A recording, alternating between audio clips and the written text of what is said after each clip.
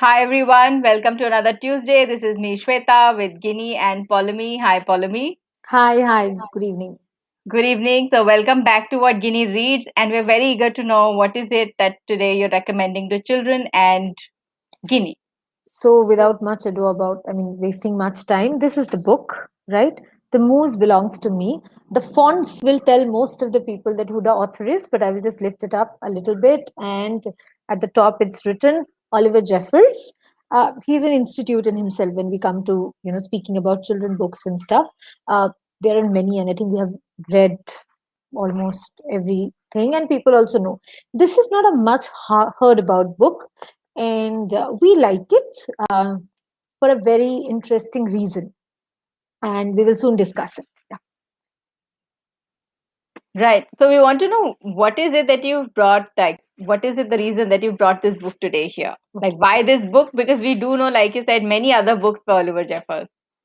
So this book speaks about, of course, a moose and a little boy. Moose is also a very interesting, not seen character, right, which got introduced through this book. But saying so, it also speaks about a very interesting thing is the difference between relationship and ownership.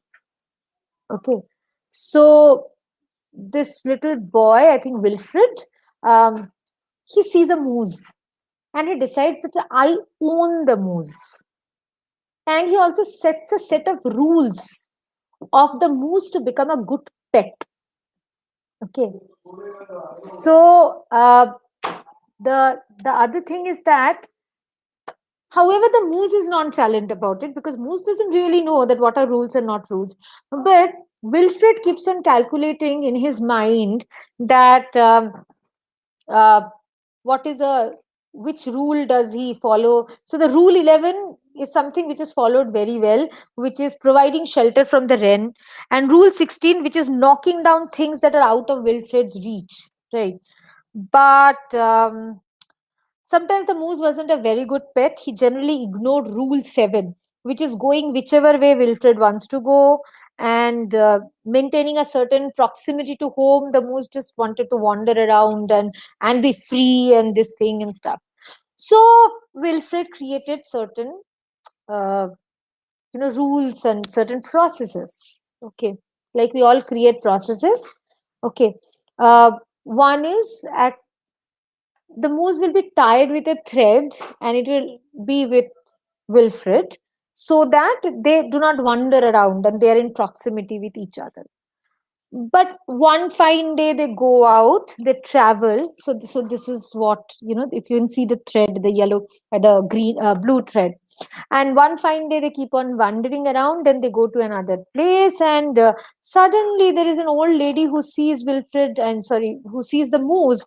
And and says, "Oh, Rodrigo, are you, but Wilfred said, "No, he's not Rodrigo, he's Marcel. He's my pet. I own it," right? But I think Marcel or Rodrigo, whosoever, was pretty nonchalant about it. It doesn't matter. So Wilfred was pretty angry. He started walking back home. But what happened? He got tangled in the web and in the wire, and he was in the jungle, and it was quite late in the night, and he was really petrified that I'm getting late at home. But however, he suddenly feels Marcel or the moose just comes and frees him, what he does best, right, in doing that. And there is something interesting. Um, and performed Rule 73 brilliantly, rescuing your owner from perilous situations. And I think I will read out the last part. All was forgiven, and perhaps Wilfred admitted he really never owned the moose anyway. Okay. With that in mind, he and the moose reached a compromise.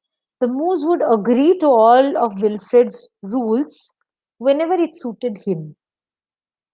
Okay. And with that, I think they just were pretty fine, right?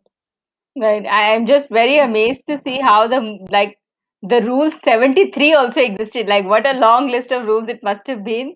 And also, while they, like you're saying, they reached a compromise, but this kid is not giving up. He's saying, okay, you can still follow all the rules as long as you agree with them. Like how we adults humor and Yeah, amuse ourselves, right, with yeah. systems and structures and processes, and trying to see that, and in that entire process almost feel the other human beings are captivated, right, or under our this thing. um, but in reality no one is, right? I mean, Hmm. you are as captive as you think yourself to be captive, and not more than that.